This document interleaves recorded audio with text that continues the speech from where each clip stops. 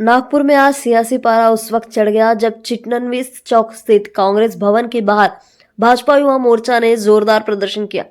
यह प्रदर्शन 21 जुलाई को दिल्ली में प्रधानमंत्री आवास के पास राहुल गांधी और विपक्षी नेताओं के विरोध प्रदर्शन के खिलाफ किया गया।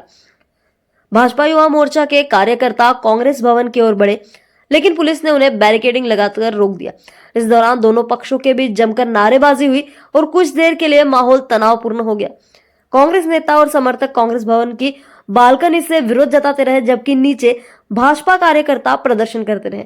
कानूनी व्यवस्था बनाए रखने के लिए मौके पर भारी पुलिस बल तैनात रहा। कुछ कार्यकर्ताओं को हिरासत में भी लिया गया।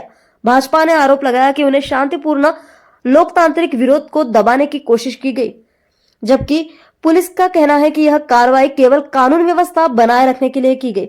इस पूरे घटनाक्रम के बाद नागपुर का राजनीतिक माहौल एक बार फिर गर्मा गया है। सदैव कामात अग्रेसर राहतो।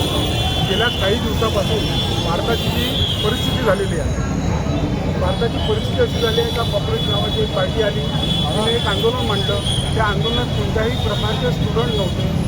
त्यांनी जे आंदोलन केलं नीटच्या परीक्षेचे असतं, त्या जर आंदोलनात स्टुडंट असते, त्याच्यामध्ये शिक्षणाच्या व्यवस्थेबद्दल काही प्रश्न मांडले असते, शिक्षणाच्या व्यवस्थेसोबत शिक्षणामध्ये ज्या कमतरता आहे त्याचा विषय मांडले असते, सरकारसोबत वार्ता करू शकले असते, विविध प्रकारचे विषय होते। त्या माध्यमातून जर आंदोलन केलं गेलं असतं तर हे सरकारलाही मान्य असतं, सरकारने त्याच्यासोबत बोलणंही केलं असतं आणि सरकारने कुठल्याही प्रकारचं बोलणं केलं नाही, हे एकदम अत्यंत चुकीचं आहे। या दिवशी नीटचा पेपर फुटला, त्याच्यानंतरच स्थगिती आणली। धर्मेंद्र प्रधानांनी येऊन सांगितलं की बा ही चुकीची पद्धत आहे, तिथे पेपर फुटला आहे। त्याच्यानंतर सीबीआय इन्क्वायरी तिथे मांडल्या गेली, सीबीआय इन्क्वायरी मांडली। त्याचे आरोप आजच्या प्रदर्शनामध्ये एकंदरीत भाजपचे कार्यकर्ता काँग्रेसच्या भवनाकडे गेले। काँग्रेसच्या भवनाकडे जाणं आवश्यक आहे, कारण की त्या काँग्रेसची मोफतची दुकान बंद पडली आहे, तिचे शटरही बंद झालेले आहेत। त्याच्यानुसार त्यांचे जे विरोधी पक्ष आता संसदेचे आहे आणि त्यांचे राष्ट्रीय अध्यक्ष आहेत, हा कोण आहे का माहीत नाही, आम्हालाही नाही माहीत, त्यांनी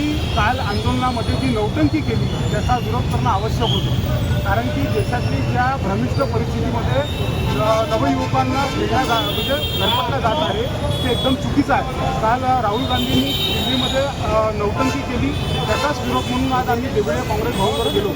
काँग्रेसने आपली विचारधाराही विसरलेली आहे।